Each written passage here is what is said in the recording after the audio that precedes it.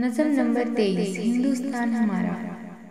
इस आसमां के नीचे ऐसी ज़मीं नहीं है, हर मुल्क में है खूबी लेकिन कहीं कहीं है।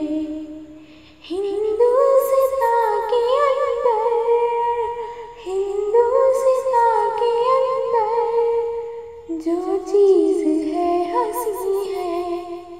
कहती है सारी दुनिया जन्नत निशान इसको, हसरत से देखता है सारा जहान इसको। सारे जहां का प्यारा, सारे जहां का प्यारा हिंदुस्तान हमारा। सारे जहां का प्यारा हिंदुस्तान हमारा। इस सरज़मीं के ज़र्रे खुर्शीद से है बढ़कर, पत्थर है इसके हीरे, मिट्टी है इसकी पुरज़र, और मोतियों भरे हैं, और मोतियों भरे हैं इसके सभी समंदर, और मोतियों भरे हैं इसके सभी समंदर।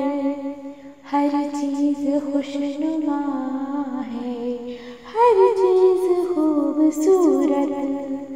हिंदुस्तान क्या है, अल्लाह की है कुदरत।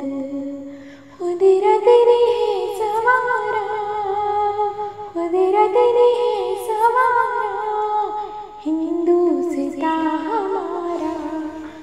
फल इसमें रस भरे हैं और फूल प्यारे प्यारे, ये फूल फल खुदा ने जन्नत से हैं उतारे। छुप छुप के देखते हैं, छुप छुप के देखते हैं इन सब को चांद तारे। इस बाग के परिंदे